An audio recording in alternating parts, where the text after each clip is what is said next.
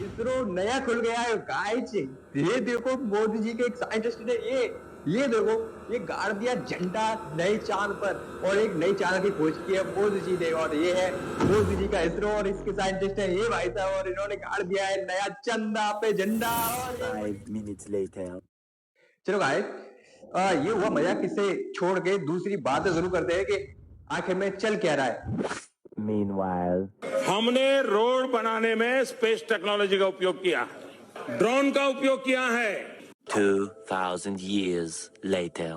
मोदी जी ने space research technology की मदद से मोदी जी ने बहुत से ब्रिज बनाए हैं और रोड्स बनाए हैं और बहुत कुछ बनाया है, यहाँ तक के रेलवे स्टेशन, एयरपोर्ट ने सारी कुछ मोदी जी ने स्पेस रिसर्च सेंटर की मदद से बनाया, और इससे सब में स्पेस टेक्नोलॉजी का यूज किया गया है और ड्रोन का यूज किया गया है। गाइस, ये बातें आपको मैं इसलिए बता रहा हूँ क्योंकि आपको ये सारी की सारी चीजें इस वीडियो पे दिखाऊंगा, और आपको इन चीजों को देख करके हंसना पड़ेगा, वो भी बहुत जोर जोर से, क्योंकि आपके लोग हैं ना जो इंडिया के, वो कुछ समझने वाले तो है नहीं, लेकिन इनको समझाने के लिए ये बातें जानना बहुत जरूरी है, तो मैं आपको ये सब कुछ बताने वाला हूँ। तो पहले आप इस वीडियो को देख लीजिए।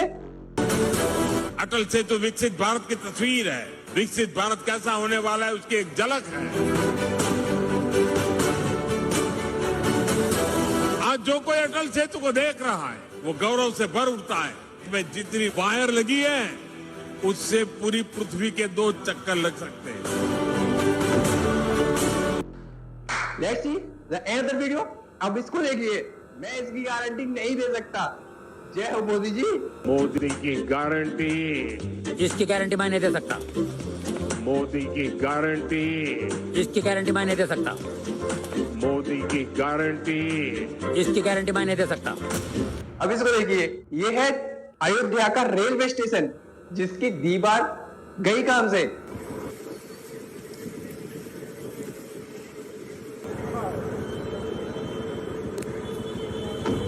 अरे ये तो संसद, वाह, इसका भी खोल दिया। तो गाइस, मजाक अब खत्म हुआ। अब हम एक सीरियस टॉपिक पर बात करते हैं। आपको पता है एक बेसिक इंसान की जरूरत क्या होती है? एक बेसिक इंसान को सिर्फ चाहिए क्या? उसे रोटी मिल जाए अच्छे से, उसे पहनने को अच्छे से कपड़े मिल जाए, उसे एक ज़्यादा हो तो उसे एक अच्छा सा घर मिल जाए, और उसके बच्चों की अच्छे से पढ़ाई हो जाए। एक मिडिल क्लास इंसान बस इतनी ही ख्वाहिश अपनी पूरी करना चाहता है, लेकिन इस सरकार ने उसको इस काबिल भी नहीं समझा कि वो अपनी इन जरूरतों को पूरा कर पाए। क्योंकि आप जान लें कि अगर इंसान भारत में 10 रुपए कमाता है तो उसमें से 8 रुपए उसे सरकार को देने पड़ जाते हैं थ्रू द टैक्स। उसके पास बचा क्या? 2 रुपए। अब आप समझ लो कि 2 रुपए से वो क्या कर सकता है। एक मिडिल क्लास फैमिली वाला इंसान 2 रुपए से क्या क्या कर सकता है, आप जान ही लो कि वो अच्छे से अपने बच्चों की पढ़ाई तक नहीं करा पाते। इसका रिजल्ट आप जानते हैं कि हमारे देश में शिक्षा का स्तर क्या हो रखा है। जो मिडिल क्लास फैमिली से एक बंदा उठ के आता है, वो बाइक खरीदने आता है तो उस पर 28% की GST लगती है, और वही एक अमीर आदमी हवाई जहाज खरीदने जाता है तो उस पर 5% की GST लगती है। इससे आप अंदाजा लगा सकते हैं कि ये सरकार आपका किस तरह से खून चूस रही है। इस महंगाई ने लोगों की कमर तोड़ के रखती है। एक मिडिल क्लास इंसान इसमें कैसे जिएगा? लोअर मिडिल क्लास का तो हाल ही मत पूछो कि वो क्या कर रहा है। आपको बता दूं कि जो अंग्रेजों के ज़माने में जो टैक्स था, जो गवर्नमेंट जो लोगों से टैक्स लेती थी, उसका डिटेल वीडियो में आपको दिखा रहा हूँ। इसको देखिए और बताइए। जब ये पटवा फैमिली व्यापार करते थे, अभी इनकम टैक्स अपनी थोड़ी सी कमाई ज़्यादा हो जाती है, गवर्नमेंट 30% ले लेती है, 30% में भी 10% ऊपर ले लेती है, 33 पॉइंट समथिंग इनकम टैक्स का स्लैब जाता है। पर ब्रिटिश गवर्नमेंट का फ्लैट रेट था, 1500 में कोई भी टैक्स नहीं था। मतलब 1945 में 1500 रुपये का क्या वैल्यूशन होगा आप सोच लीजिए। कहते हैं लगभग 1945 के अंदर सोना 5000 रुपये किलो के करीब था। आपने देखो 1947 में आपको जब बताया सोना 73 रुपये में 8 ग्राम सोना आता था, तो अब सोचो 1945 में क्या रेट होगा, तो सोना और भी रेट कम ही होगा। तो 1500 में उस ज़माने में कोई भी टैक्स नहीं था, और 5,000 से ज़्यादा की इनकम होती उसमें 1 आना होता था। और उससे ज़्यादा 1 आना, 6 पैसा, 2 आना, बस यही टैक्स होता था। मतलब उस ज़माने अपनी मेहनत की कमाई अपने पास ही रहती थी, सिर्फ एक कुछ ही अंश जो ब्रिटिश गवर्नमेंट को देना पड़ता था। आज अपनी कमाई अपने पास नहीं है, बैंक में भी रखेंगे तो भी गवर्नमेंट उससे चार्ज लेती है, अपना पैसा निकालो तो भी चार्ज है, और अपना पैसा डालो तो भी गवर्नमेंट चार्ज लेती है। अब इस सरकार के इस वीडियो को देखिए कि क्या फर्क है। क्या हमें आजादी मिलने से सच में हम आजाद हो गए? अरे ये फिल्में टैक्स फ्री करने वाले लोग कफन तक पर जीएसटी लगा रहे हैं और ये गरीबों की बात करते हैं। आटा, चावल, दूध, दही, पनीर, छाछ, सब चीज पे जीएसटी। आप अमीरों के कर्जे माफ कर रहे हैं, उद्योगपतियों के कर्जे माफ कर रहे हैं, और यहां स्थिति यह हो गई है कि जो मिडिल क्लास, उसकी जो रोजमर्रा की जरूरत की चीजें हैं उस तक पर आपने जीएसटी लगा रखी है। आप फिल्में टैक्स फ्री करते हैं लेकिन स्टूडेंट्स के प्रतियोगी परीक्षाओं के फॉर्म की फीस नहीं माफ कर सकते। आपको बाकी जगहों पर टैक्स लेना है, हर जगह टैक्स लेना है। मिडिल क्लास से आपका कोई रिश्ता नहीं। मिडिल क्लास तो आपसे कह रहा है कि मोहब्बत, भाईचारे के दीवाने दिन ही लौटा दो, वो सस्ती दाल सब्जी के सुहाने दिन ही लौटा दो। ये अच्छे दिन तो अंबानी अडानी को मुबारक हो, हमें ऐसा करो साहब पुराने दिन ही लौटा दो। कीमत तो बहुत बढ़ गई शहरों में धान की, लेकिन विदा न हो सकी बेटी किसान की। मौका मिला तो लोगों ने कुर्सी के वास्ते तस्वीर ही बिगाड़ दी हिंदुस्तान की। हेल्थ के लिए हेल्थ इंश्योरेंस निकालना पड़ता है। सर नौबत तो ये है कि जब नॉर्मल मिडिल क्लास आदमी बाइक खरीदने जाता है तो उसको 28% जीएसटी देना। सर पिछले 10 सालों में टैक्स लगा कर सरकार ने एक देश के आम आदमी का खून चूस लिया। अब आप मानिए आप 10 रुपए कमाते हैं, उसमें से 3, साढ़े 3 रुपए आप इनकम टैक्स के माध्यम से दे देते हैं, 2 रुपए 2.5 रुपए जीएसटी आपका चूस लेता है, 1.5-2 रुपए आपका कैपिटल गेन टैक्स लगता है, सेस सरचार्जेस 1-1.5 रुपए के लग जाते हैं, तो मात्र 10 रुपए में से 7-8 रुपए तो सरकार के खजाने में चला जाता है। तो आम इंसान को मिलता क्या है, आम आदमी को मिलता क्या है?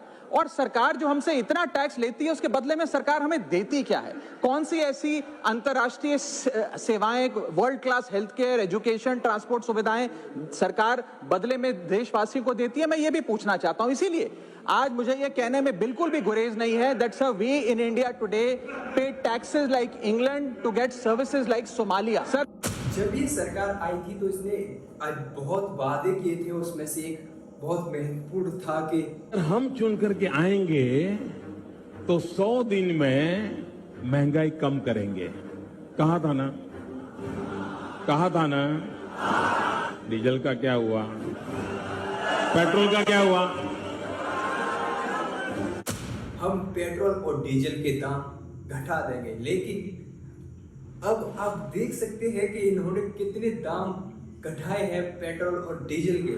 इस बात को आप इस लेवल पे रख के देखिए, क्या एक आम इंसान करेगा इतनी महंगाई का? तो दोस्तों जो मैंने वीडियो में बताया वो सब एक मजाक था, लेकिन सच आप जानते हैं क्या था। तो अंत में मैं आपसे बस यही कहना चाहूँगा कि आप किसी एक पॉलिटिकल पार्टी के मत बनकर रहिए, क्योंकि आप नहीं जानते कि जो पॉलिटिकल पार्टी है वो कब किस तरह बदल जाए, इसका आपको अंदाजा तक नहीं है। तो मैं कहना चाहूँगा आपसे कि आप देश प्रेमी बनिए, अपने देश के लिए क्या सही है, जो सच में सही है ये आप बखूबी जानते हैं। इसके लिए मुझे आपको बताने की ज़रूरत नहीं है। आप इसको अपने आप समझिए कि क्या आपके लिए सही है और क्या आपके लिए सही नहीं है। तो और जो आपको अच्छा लगे वही कीजिए और देश प्रेमी बनिए, अपने देश के लिए लड़िए, किसी पॉलिटिकल पार्टी या किसी लीडर के लिए नहीं, जो कि कुछ दिन के लिए आपके साथ है, अगले साल आपसे कब मुंह छुपाकर निकल जाएगा आपको पता तक नहीं चलेगा। ऐसे लोगों के लिए तुम्हें खुद को बदलने की ज़रूरत नहीं है, कि एक ऐसे होने की ज़रूरत नहीं है कि अलग अलग जगह पर कुछ भी करे जा रहे हैं। तो अंत में मैं आपसे यही कहना चाहूँगा कि आप सबको देश प्रेमी बनना चाहिए और अपने देश के लिए और अपने परिवार के लिए जीना चाहिए, न कि किसी लीडर के लिए जो कि कुछ दिनों के लिए आया है और कुछ ही दिनों में निकल जाएगा। तो इस वीडियो को मैं यही ख़त्म करता हूँ। आप यहाँ तक आए तो इसका सीधा सा मतलब ये है कि आपने हमारी वीडियो देख ली है।